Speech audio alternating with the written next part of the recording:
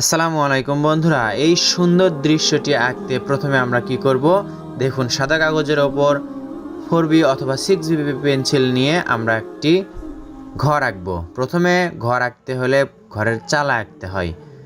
ঘরের চালা খুব সিম্পলভাবে বা সহজভাবে একটা ঘরের চালা আঁকলাম।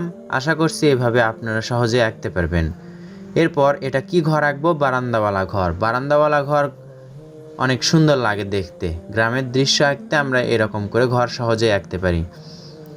দেখুন, এভাবে 3টা সোজা দাগ নিচের দিকে নামায় দিব। এরপর কি করব? এখান থেকে আরেকটা। আশা করছি বুঝতে পারছেন কিভাবে সুন্দর একটি বারান্দাওয়ালা ঘর আঁকতে হয়।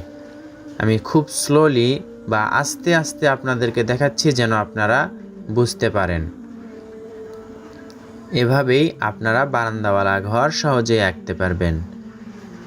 সুন্দর একটি বারান্দাওয়ালা ঘর হচ্ছে, দেখুন এটার সাথে লাগাই দিলাম, উপর থেকে একটা দাগ এটার সাথে লাগাই দিলাম।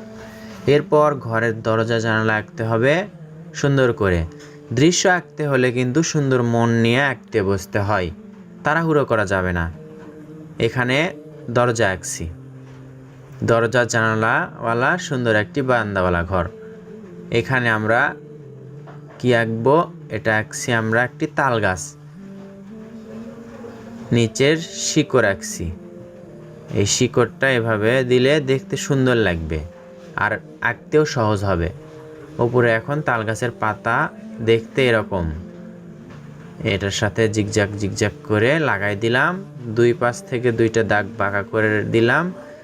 বাঁকা দাগের সাথে এইভাবেই লাগাই দিলাম, উপরেরটার সাথেও একই রকম করে লাগাই দিলাম। দেখুন কতটা সহজ তাল গাছ আঁকা, সোজা তাল গাছ। এটা আমরা সহজে একটি তাল গাছ আঁকলাম। আঁকার পর এখানে আমরা একটি পলের পালা বা খেরের পালা আঁকছি। একটি দৃশ্য আঁকতে হলে, গ্রামের দৃশ্য আঁকতে হলে যেরকম সহজ কিছু আঁকতে হয় সেগুলোই আমরা আঁকছি। এমনভাবে আঁকছি যেন আপনারা বুঝতে পারেন বা বাচ্চারা দেখে দেখে বুঝতে পারে এবং নিজে নিজে আঁকতে পারে। সোজা দাগ দেখুন, একেবারে সোজা এই দাগের সাথে লেগে দিব আমরা। এটা হচ্ছে দূরের চোখে যেটা দেখা, চোখ দিয়ে যেটা দূরের দৃশ্য দেখা যায় সেটা।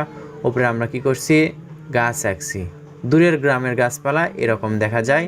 আর আমি যেভাবে আঁকছি আপনারা আঁকতে পারবেন আশা করছি, ছোট বাচ্চারাও আঁকতে পারবে।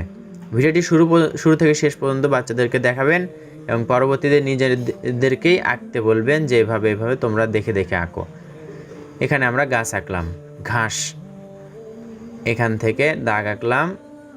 দেখুন বাঁকা করে আবার নিচের দিকে লাগিয়ে দিলেই সুন্দর একটি নদীর পার হয়ে গেল। নদীর পাড়টা আমাদের ডাবল করতে হবে। ডাবল করলে দেখুন পাড়টা উঁচু দেখাবে এবং নদীটা নিচু দেখাবে। এরপর আমরা একটি সূর্য আঁকবো।